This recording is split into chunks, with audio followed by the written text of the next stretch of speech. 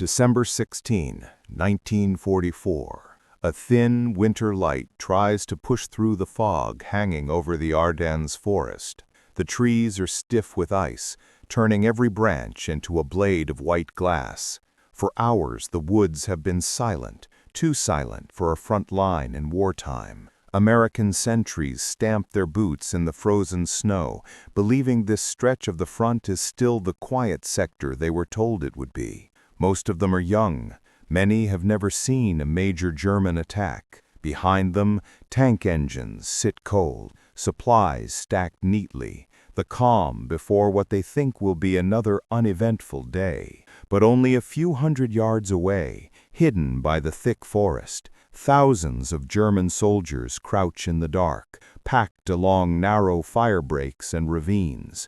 Their breath lingers in the air as officers move quietly between them, checking watches, whispering orders. Artillery crews stand by their guns, waiting for the signal that will unleash the opening blow. The plan has been prepared for weeks. The confidence around it is absolute. And in these final seconds of stillness, the weight of the coming strike hangs over the forest like a held breath about to break, leading into the wider story of how this moment was shaped long before dawn arrived. The winter of 1944 had pushed Europe into a moment of exhaustion. After months of relentless fighting from Normandy to the German border, the Allied armies believed they were finally closing the ring around Hitler's collapsing Reich. Paris had been liberated in August. Antwerp had fallen in September. German divisions were retreating across rivers they once crossed in triumph. Many in Allied high command felt the war might be over within months. Yet beneath that optimism, pressure was building inside Germany. Pressure that would explode in the snow-covered hills of the Ardennes. Hitler refused to accept defeat. The loss of the Western Front would expose the Ruhr, the industrial heart of Germany. Without those factories, the war could not continue. In October 1944, he summoned his generals and presented a plan many of them thought impossible, a massive counteroffensive through the Ardennes, aimed at splitting the American and British armies, capturing Antwerp, and forcing the Western Allies to negotiate. The idea echoed the German breakthrough of 1940, when armored columns had surged through the same forest and crushed French defenses. Hitler believed history could repeat itself. He believed the Allies were stretched thin and complacent. He believed a surprise attack could still change everything. The planning was rushed but intensive. 3 German armies were committed: the 6th Panzer Army on the northern flank, the 5th Panzer Army in the center, and the 7th Army to the south. Nearly 200,000 men, thousands of guns, and hundreds of tanks were gathered in secret. German staff officers knew that the key to their success was deception.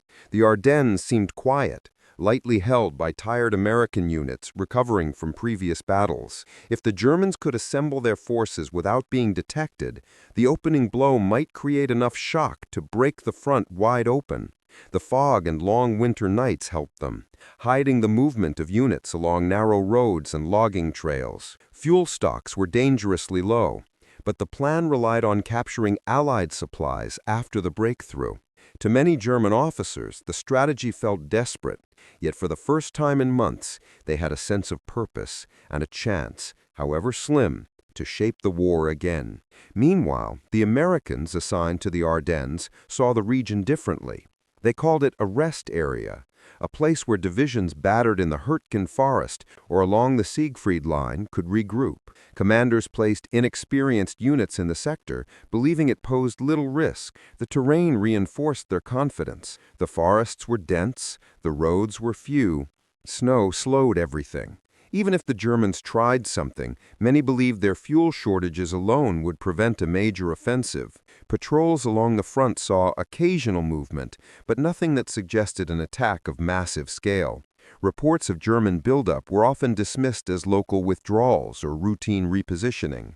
Yet while American positions remained thin, German forces continued to tighten their formation across the border. Artillery batteries were dug into frozen soil. Tank crews were briefed under blackout conditions. Volksgrenadier divisions, newly formed and filled with young recruits and older veterans, rehearsed their roles. Officers studied the American line, noting the gaps, the undefended ridges, the quiet villages that would become critical junctions once the fighting began. What the Germans lacked in fuel and air support, they hoped to make up for with surprise and concentrated force. As November turned into December, the pressure to move grew stronger. Allied air superiority made secrecy difficult. Any clear day risked exposing the massed German units to reconnaissance flights, but the winter weather turned in their favor. Deep fog settled over the region, grounding aircraft and muffling sound. Hitler set the attack for December 16th. At 05:30, more than 1,000 German guns would open fire along a 50-mile front. Then infantry would surge forward, breaking through the lightly defended American lines before armored spearheads pushed toward key river crossings. German commanders knew the risks. Fuel shortages could halt the advance within days. Allied reserves could counterattack sooner than expected. But they trusted in the shock of the ambush, convinced that the Americans would collapse as French forces had 4 years earlier. Inside the forest, final preparations unfolded with a mix of determination and dread. Soldiers checked weapons under dim lanterns. Columns of tanks waited silently, their engines cold to avoid detection. Officers reviewed timetables one last time. The entire operation depended on perfect coordination. Artillery first, then infantry, then armor. Any delay could ruin the momentum. Any failure could doom the offensive before it began. And as the morning of December 16th drew near, the German army stood tightly packed behind the tree line, convinced their ambush would strike with overwhelming force, unaware that the American artillery waiting beyond the fog would soon challenge everything they thought they understood about this battlefield. Across the American lines, the atmosphere in early December was calm enough to feel misleading. Many soldiers believed they had been assigned to the Ardennes precisely because the sector was quiet, offering a chance to recover from months of brutal fighting. Units rotated in and out, replacing men lost to the Hurtgen Forest and the Siegfried Line. Supply convoys moved along narrow, icy roads without urgency. Divisional commanders described the area as a place to get your feet back under you. Even the local civilians, those who had remained through the autumn battles, spoke of the forest as a place where time seemed to slow, where the front felt distant despite being only miles away. This belief shaped how American defenses were arranged. Lines were thin, sometimes only lightly held outposts connected by long stretches of wooded terrain. Companies that would normally occupy a single defensive perimeter were now stretched across wide fronts, relying on patrols and scattered observation points to detect any threat. The terrain emboldened this approach. The Ardennes was not ideal tank country. Steep ridges, deep forests, and winding roads made large armored movements difficult. American commanders assumed the Germans understood this. They believed no enemy general would attempt a major offensive here in winter, especially with German fuel reserves at critical lows. Intelligence reports, however, occasionally hinted at something unusual. In late November, some patrols reported hearing vehicle engines at night. Intercepts from Ultra suggested the Germans were regrouping larger formations somewhere along the Western Front. Prisoners of war gave conflicting stories. Some spoke of new divisions forming, others claimed the Wehrmacht was too depleted for large operations. The clues were scattered, inconsistent, and easy to rationalize. Allied planners had been tracking German weakness for months. Interpreting vague signals as signs of recovery felt counterintuitive.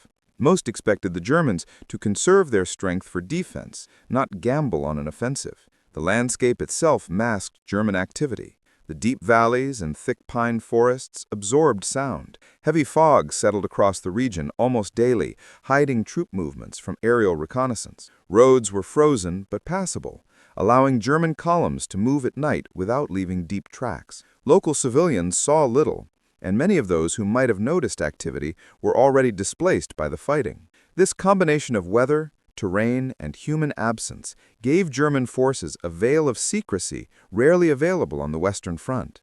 Inside Germany, preparations intensified. The 6th Panzer Army assembled its elite units, though many were under strength. The 5th Panzer Army gathered what remained of its armored formations, hoping momentum could compensate for mechanical shortages. The 7th Army, tasked with protecting the southern flank, relied heavily on infantry. Ammunition was rationed, fuel was guarded closely. Officers were instructed to push forward aggressively in the opening hours, capturing American depots and fuel trucks to sustain the advance.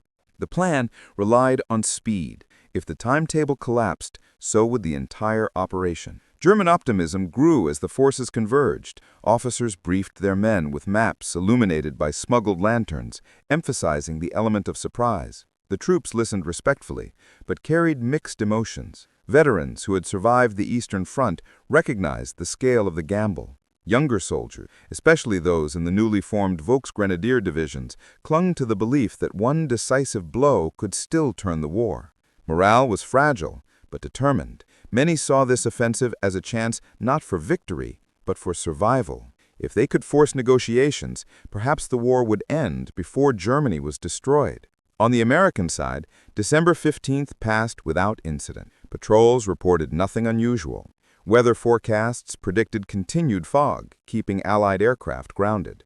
Officers prepared routine schedules. Soldiers prepared for another cold, quiet night. Few realized that across the tree line, German commanders were already finalizing the countdown to the attack. As the final hours of darkness approached, both armies stood in positions shaped by months of decisions. One side expecting calm, the other preparing to strike with overwhelming force.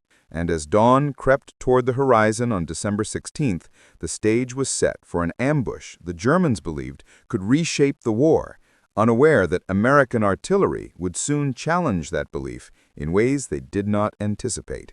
German confidence at the start of the Ardennes offensive came from more than just hope. It came from a deep belief that surprise alone could overwhelm the Americans. After months of retreat, this was the first time in late 1944 the German planners felt they had seized the initiative. Hitler's insistence on attacking was grounded in a memory that still haunted Europe. The 1940 breakthrough, when German armor had slipped through the Ardennes and shattered French defenses in days.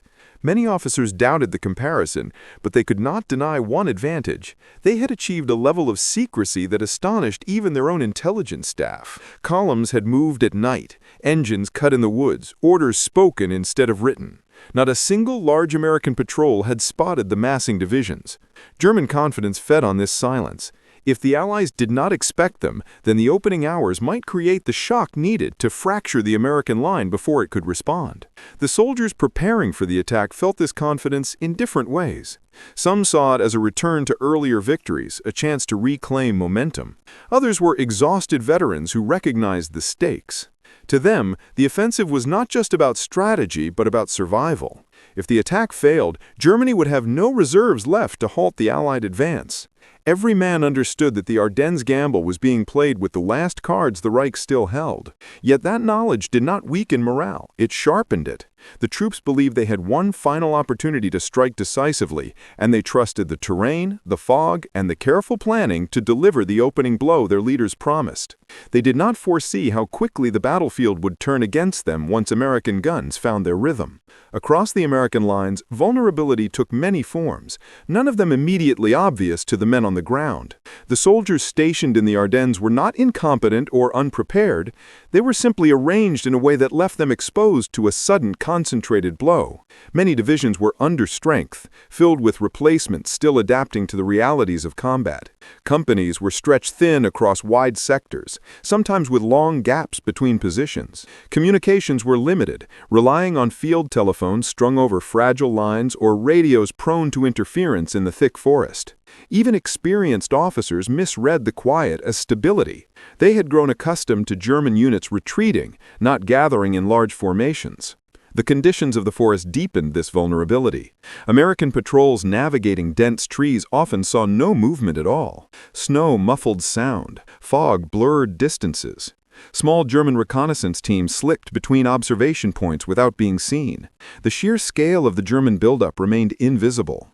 When reports did surface, strange tracks in the snow, muffled engine noises, intercepted chatter, they rarely reached high enough to shift assumptions. Allied commanders believed the sector was safe, and that belief shaped every defensive decision. Had they known the scale of the threat, artillery units would have been repositioned, outposts reinforced, and reserves moved closer. Instead, the Americans rested after months of grinding combat, unaware that the stillness around them was the quiet before a storm. The terrain itself played a decisive role in shaping the battle even before the first shell was fired. The Ardennes was a labyrinth of steep hills, narrow valleys, and dense woods that offered both armies advantages and dangers. For the Germans, the forest acted as a shield. The thick tree cover hid artillery batteries, supply wagons, and infantry formations that would have been exposed on open ground. Roads, though limited, were sufficient for slow, controlled movement. The terrain also made it difficult for American intelligence to detect changes. Aerial reconnaissance could see little beneath the canopy, and ground patrols rarely penetrated deep enough to uncover major concentrations. For the Americans, however, the same terrain created deadly blind spots. Defenses depended heavily on observation, and the forest allowed German forces to creep dangerously close without detection. Villages that served as crossroads became vital objectives because most armored vehicles could only travel along a few passable routes. If those routes fell, entire sectors could unravel. The landscape shaped American artillery planning as well. Batteries were anchored along roads and open clearings where they could fire without obstruction. But once fighting began, they would need precise coordinates, rapid communication, and well-printed firing tables to respond effectively. A system that worked brilliantly under pressure, but required minutes to activate. In the first moments of a surprise attack, those minutes could mean everything. Yet the terrain held a hidden truth that the Germans underestimated. Once American artillery locked on targets, the same forest that concealed advancing troops could turn into a trap. Trees detonated shells prematurely, spraying lethal fragments downward. Narrow roads created choke points where columns could be struck repeatedly. Valleys funneled blast waves, amplifying their effect. German planners had counted on surprise, fog, and aggressive infantry to break the line quickly. They had not planned for a prolonged engagement under heavy artillery fire. And so, as the German armies prepared to open their offensive, confidence, vulnerability, and terrain intertwined. One side trusted the forest to hide their strength. The other trusted the forest to signal danger when danger approached. American artillery had long been one of the U.S. Army's most reliable strengths, but in the Ardennes it would become something far greater, a decisive force that could shatter momentum in minutes. Before the German attack even began, artillery units were positioned across ridgelines and clearings, manned by crews who had spent months perfecting rapid-fire coordination. Fire direction centers were trained to calculate ranges and corrections with extraordinary speed. Even in sectors where infantry units were inexperienced or stretched thin, the artillery behind them was staffed by veterans who understood how quickly a battle could turn. The Germans expected to overwhelm infantry in the opening hours, but they underestimated how fast American guns could react once reports of enemy contact began filtering through the fog. In earlier battles, U.S. artillery had stopped armored thrusts, smashed fortified positions, and covered retreats with precise barrages. What no German planner fully grasped was how seamlessly American artillery adapted to changing terrain, shifting targets, and fragmented communication. Once the first calls for fire came in, the guns would speak with a force that far outmatched the small, scattered batteries supporting the German assault. Communication in the Ardennes shaped the early hours more than either side expected. The Germans had built their ambush plan around speed and secrecy, but maintaining coordination in the thick forest proved far more difficult than anticipated. Radios struggled to transmit through the terrain. Wires laid during the night were cut by artillery blasts or snagged on advancing vehicles. Units lost contact with their neighbors even before the attack began. Officers who needed precise timing suddenly found themselves relying on messengers or guesswork. The Americans faced their own challenges. Telephone lines snapped from tree bursts. Radios froze in the cold. and patrols struggled to relay accurate information in the fog. Yet the American system held an advantage: redundancy. When one line failed, another existed. When radios faltered, forward observers moved to higher ground. The Germans expected the Americans to be slow, confused, and easily isolated. Instead, communication gaps became obstacles for the attackers, slowing the coordination of their advance and creating the very delays that American artillery would later exploit with devastating effect. Weather remained the silent force pressing on both armies. The cold hardened the ground into stone, making tank tracks rattle like metal on glass. Fog rolled through the valleys, hiding entire companies one moment and revealing them the next. Snowfall muffled footsteps, but slowed movement, turning every advance into a struggle against freezing air and uneven terrain. German soldiers marched long before dawn, shouldering heavy packs, slipping on ice, and battling frostbite as they tried to maintain formation. Vehicles stalled in the cold, engines reluctant to start without risking noise that could alert American patrols. For the Americans, the weather bred a different type of fatigue. Soldiers huddled in foxholes, their boots soaked and stiff, their rifles coated with thin layers of frost. Sleep came in brief, restless moments. By mid-December, exhaustion had become a constant companion. The Germans believed this fatigue would break American resistance once the attack began. But fatigue also shaped resolve. Men who had survived months of winter fighting were hardened by the conditions. They knew how to endure cold, how to dig deep when visibility vanished, how to hold positions until reinforcements arrived. The weather was brutal, but it did not belong to either side. It simply magnified every decision, every mistake, every hesitation. These intertwined angles, artillery strength, communication struggles, and the weight of winter, formed the unseen framework of the coming clash. The Germans trusted in secrecy, shock, and aggressive advance. The Americans trusted in coordination, resilience, and the guns waiting behind the lines. And as both sides braced for the first strikes, the conditions of the Ardennes ensured that once the battle began, every advantage and every weakness would be revealed with unforgiving clarity, pulling the two armies toward a moment that would reshape the offensive in a matter of hours. The first German shells arrived in the darkness just after 05:30 on December 16. They came without warning. No distant rumble, no gradual buildup, only sudden explosions tearing through the cold air. American outposts jolted awake as tree bursts showered splinters and shrapnel across frozen positions. In some sectors, entire platoons were pinned before they could reach their rifles. Communication lines snapped instantly. Snow and bark rained down in violent bursts as the forest lit up in flashes. It was the opening strike of the ambush the Germans had engineered with such confidence, timed to the minute, spread across a 50-mile front. Infantry units surged forward behind the barrage, moving through the fog like shifting shadows. At some points, they advanced so close to American foxholes that defenders never heard them until they were almost on top of them. The first American reactions were scattered and confused, shaped by the chaos of sudden attack. Patrols returning to camp ran headlong into enemy forces already pushing past the tree line. Machine guns jammed from the cold. Field telephones lay silent, their lines cut or buried beneath fallen trees. But even in the confusion, discipline held. Forward observers crawled toward higher ground, searching for vantage points. Radiomen switched frequencies, calling for artillery support. Infantry leaders regrouped men wherever they could, forming improvised defensive lines. Though the German advance had ruptured parts of the front, the Americans had no intention of allowing the shock to become collapse. Behind the fractured lines, American artillery crews received scattered reports of enemy contact. Positions were still vague, no clear map references, no accurate troop counts, only fragments of radio calls describing movement in the fog. Yet even fragmented reports were enough to activate the fire direction centers.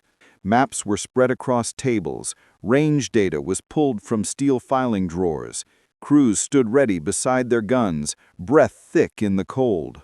The first fire missions were cautious, limited, probing the darkness to find the edges of the attack.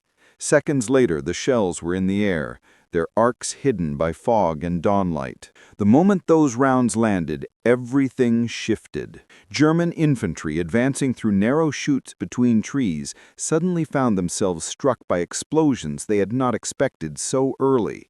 Officers tried to rally their men, but communication was already failing. The forest that had concealed them so effectively now channeled the shockwaves directly through their formations. Tree bursts erupted overhead, splitting trunks, shredding branches, and sending lethal fragments downward. The Germans had counted on overwhelming the Americans before artillery could be organized. Instead, the guns were responding faster than their planners had predicted. As dawn brightened, German armored units attempted to push forward to exploit the initial breakthrough.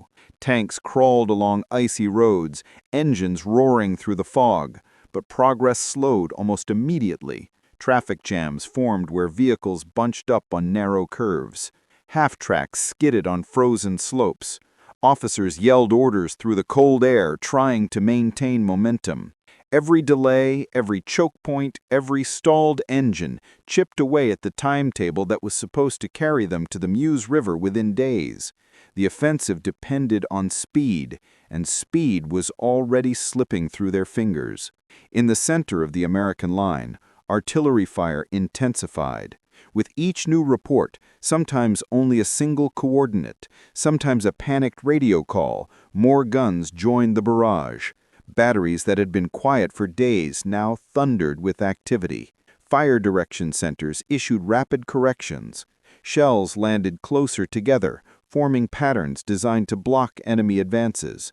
German soldiers who had expected weakened resistance found themselves pinned, forced to scramble into craters or hide behind trees as barrages swept across the slopes. Fear rippled through German ranks, not because the attack was failing, yet, but because the Americans were responding far sooner than anticipated. Officers had believed the initial shock would break cohesion. Instead, American positions stiffened. The artillery behind them was not a distant support element. It was a living system reacting with precision and speed. German commanders pushed their troops harder. They shouted to keep moving, to push past the first defensive lines, to seize the villages marked on their maps before the Americans could regroup. But every minute lost meant more American guns joined the fight, more shells filled the sky, more corrections refined the accuracy of the fire. What had begun as a carefully timed ambush was turning into a race against a system of artillery that the Germans had underestimated. And as the morning advanced, the Germans would learn that the true power of American artillery was not just its range or volume, but its ability to merge information, instinct, and speed into a single devastating force, one that would soon strike at the very heart of their offensive. By mid-morning on December 16, the German timetable was already unraveling. The fog that had promised concealment now trapped entire columns in narrow forest roads, blinding drivers and slowing every movement. Tanks and half-tracks crept through the mist in single file, their engines echoing against the frozen hills. Officers waved their arms in frustration, urging the lines to move faster, but traffic jams stretched for miles.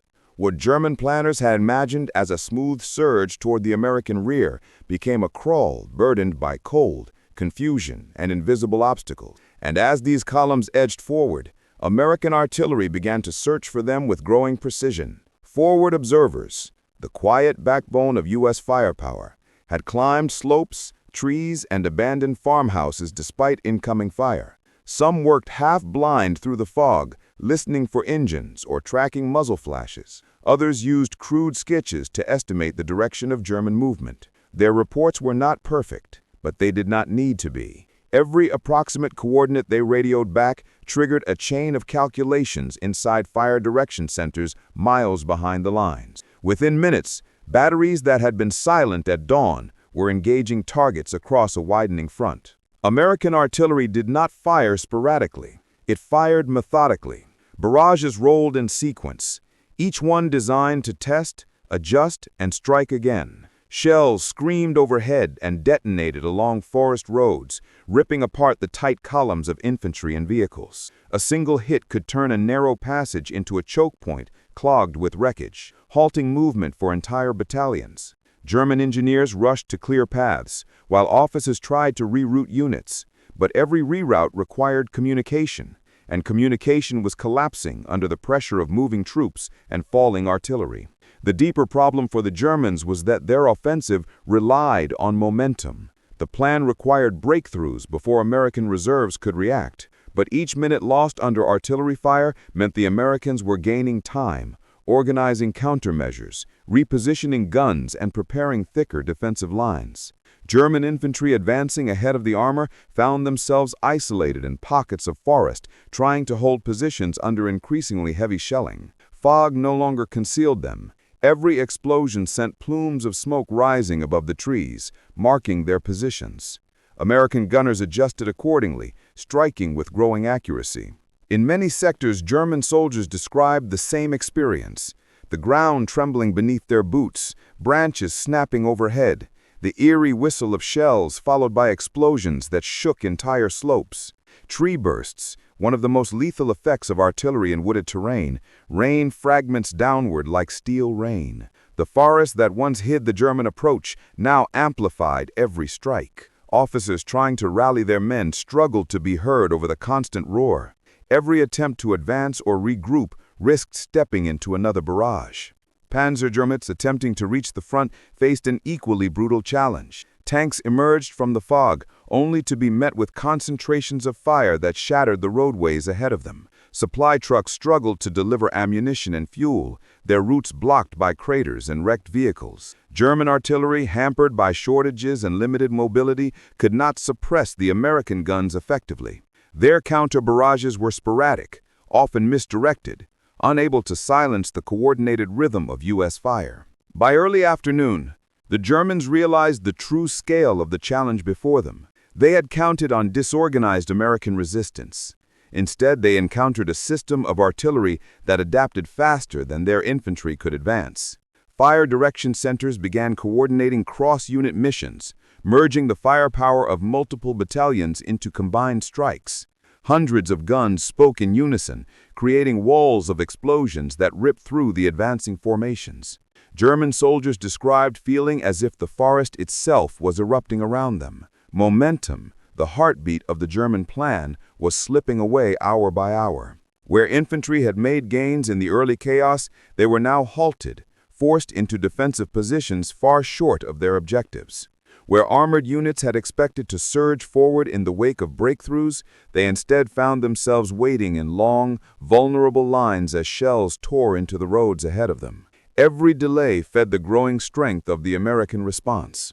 Leaders on both sides felt the shift. What began as a bold ambush was turning into a desperate attempt to maintain progress under relentless fire. And as the afternoon faded toward evening, one fact became undeniable across the entire front. The offensive that was meant to break the American line in a single decisive blow had instead collided with an artillery network capable of shattering the German attack in hours. That realization would shape the aftermath of the battle just as powerfully as the opening strikes. In the hours after the first waves of the German attack stalled, the battlefield began to reveal the deeper consequences of the morning's struggle.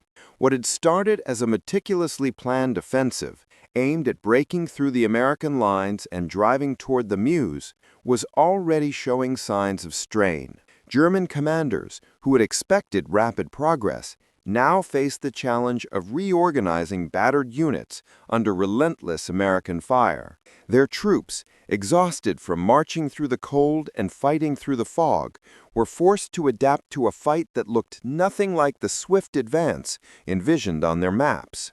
American artillery continued to hammer key points along the front, striking road junctions, forest clearings, and suspected assembly areas. These strikes prevented German units from regrouping effectively and disrupted their ability to bring reinforcements forward. German officers reported delays lasting hours, with some units stuck behind immobilized vehicles or blocked trails. The narrow forest roads, essential for moving tanks and supplies, became choke points clogged with wreckage. Engineers tried to clear paths, but every attempt invited another barrage. What the Germans had counted on to conceal their advance had become an obstacle they could not overcome.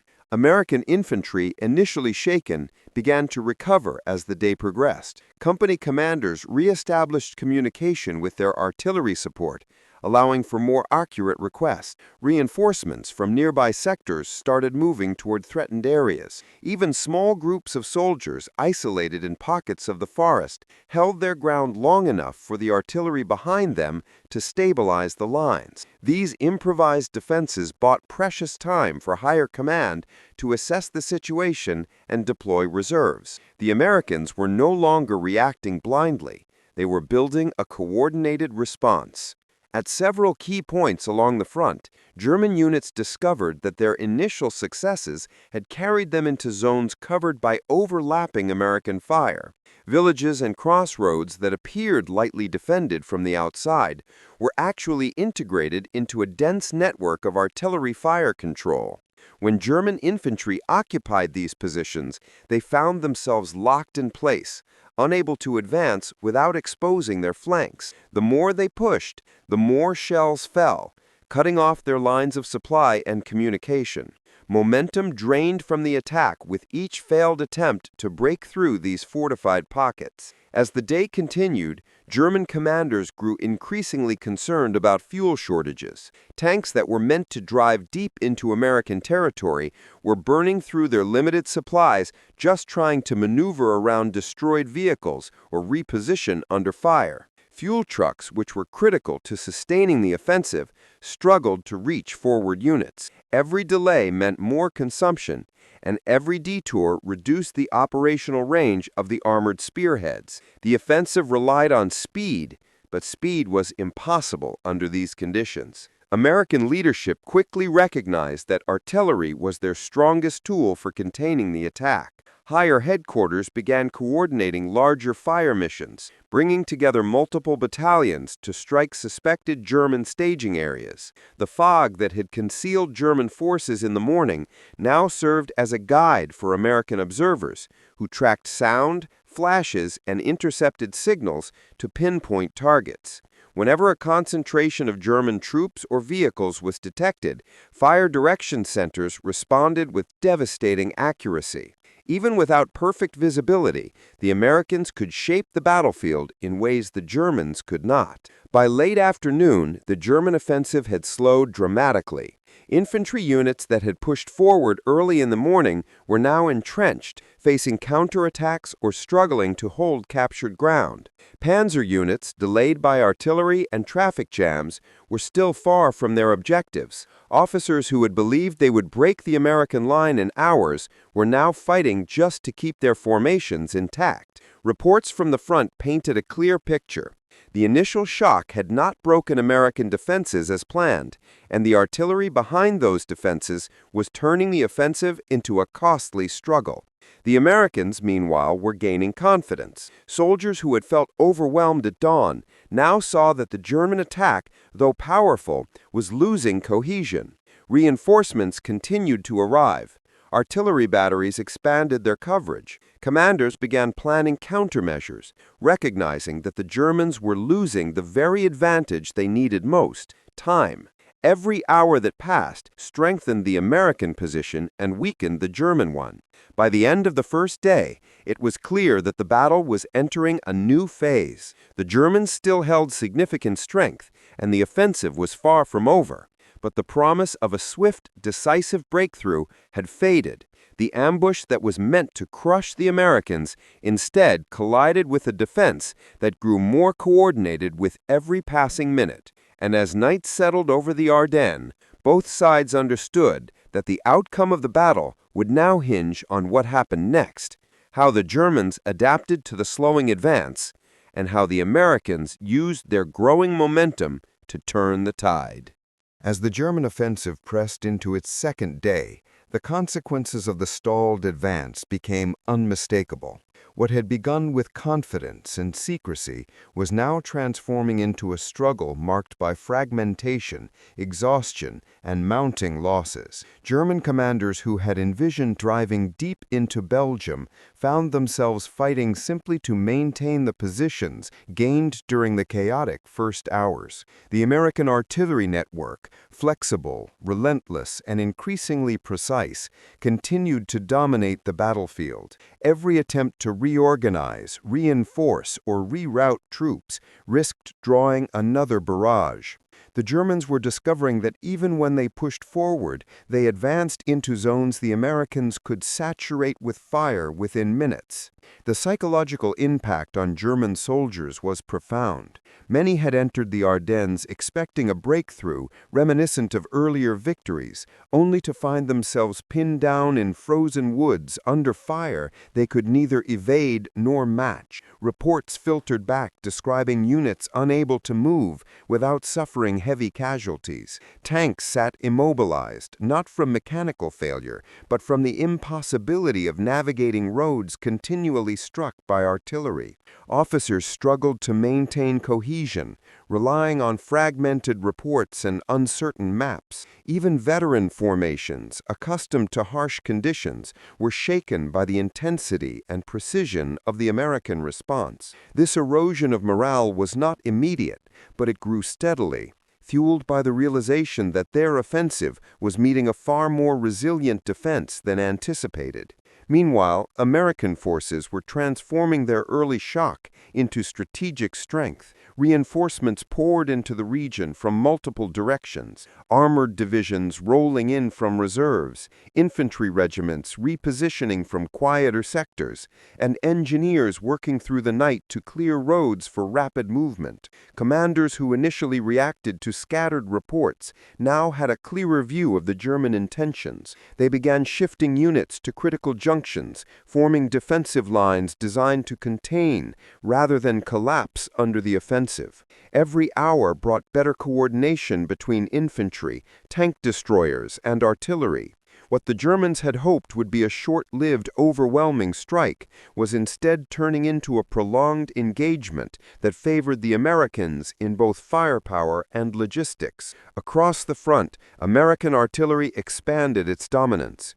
Batteries were resupplied with remarkable efficiency despite the winter conditions. Ammunition trucks navigated icy roads to keep the guns firing, and fire direction centers grew even more aggressive in their planning.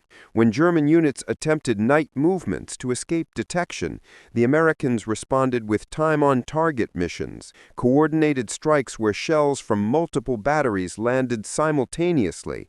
These sudden, precise barrages shattered German attempts to maneuver under cover of darkness. Even the fog, once an ally to German secrecy, now worked in the Americans' favor by masking the muzzle flashes of their guns and making counter-battery fire far less effective. The German high command soon recognized that their offensive had entered a slow bleed. Fuel shortages deepened. Units that were supposed to reach distant objectives were instead trapped in local battles they could not afford to fight. Hitler's insistence on pushing toward the Meuse clashed with the reality on the ground. Commanders could no longer isolate American positions or break their lines before reinforcements arrived. The offensive's timeline, already fragile, collapsed under the weight of relentless artillery and growing resistance. What had been planned as a single sweeping thrust now devolved into fragmented attacks across multiple sectors,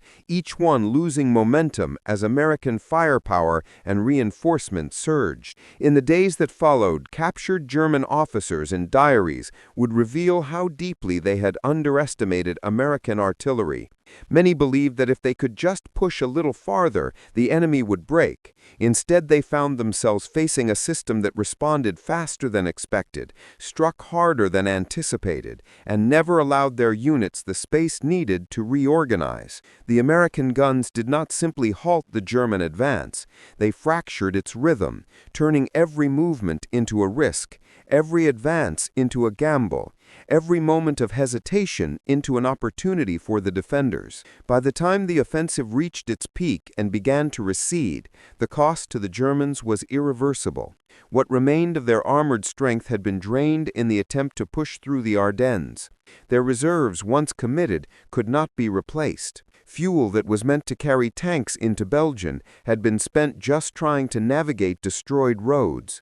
And the soldiers who survived the relentless shelling carried with them the knowledge that no amount of planning could overcome the artillery superiority the Americans had achieved. And the Americans, strengthened by their performance in the early days, emerged from the ordeal with renewed confidence. They understood that the Ardennes had not been won by numbers alone, but by the speed and coordination of their artillery, the resilience of scattered units that held long enough for reinforcements to arrive, and the ability of their commanders to adapt quickly to a rapidly evolving battle. The offensive that was meant to break their spirit had instead highlighted their growing mastery of modern warfare. And as the snow-covered landscape settled into a grim quiet after days of chaos, one truth became clear. The German ambush had not failed all at once. It had been dismantled piece by piece, by the forest, by the cold, by the delays, and above all by the American guns that shattered its momentum in the very hours when it depended on momentum most. In the quiet that followed the hardest fighting, the Ardennes seemed frozen in more ways than one. Wrecked vehicles sat half-buried in snow. Trees, stripped bare by explosions, pointed their splintered limbs toward a sky finally clear of fog. The battlefield looked still, but its silence carried the weight of a struggle that had tested both armies to their limits. For the Germans, the offensive marked the moment when hope slipped beyond reach. For the Americans, it became a defining example of how preparation, discipline, and adaptability could overturn even the most carefully engineered ambush. The Battle of the Bulge would be remembered for its scale, its brutality, and the desperate courage shown on both sides. Yet beneath its dramatic movements lay a quieter truth about modern warfare, a truth shaped not by tanks or daring breakthroughs, but by artillery. American guns, manned by crews who had spent months refining their coordination, demonstrated how swiftly a battlefield could be reshaped by well-directed fire. They responded not with panic, but with precision. They absorbed scattered reports, translated them into firing data, and unleashed barrages that halted armored columns, shattered infantry assaults, and bought time for reinforcements that would eventually turn the tide. In those winter days, artillery was not support, it was the backbone of the defense.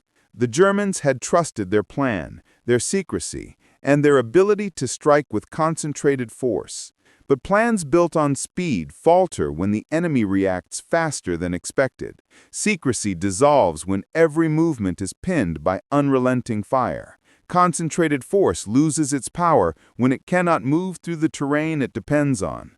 The Ardennes revealed the limits of even the most daring strategy when it meets an opponent with flexible systems and resilient soldiers. It showed how confidence, no matter how deeply held, cannot guarantee success against a foe capable of adapting under pressure. In the end, the battle left both armies changed.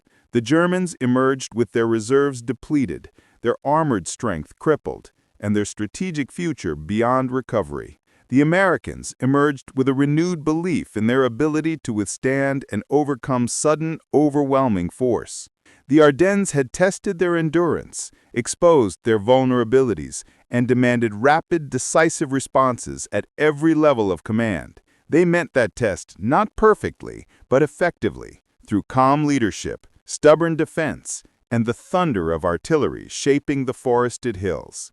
And as the snow continued to fall over the battered landscape, the lesson of the Ardennes settled quietly into history, that even the most confident ambush can be undone when the defenders find strength in their coordination, their resolve, and the tools they know how to wield. The Germans trusted their plan, but the Americans trusted their system, and in the winter of 1944, it was that system, rooted in discipline and firepower, that shaped the outcome, turning a moment of danger into a turning point that echoed far beyond the frozen forest.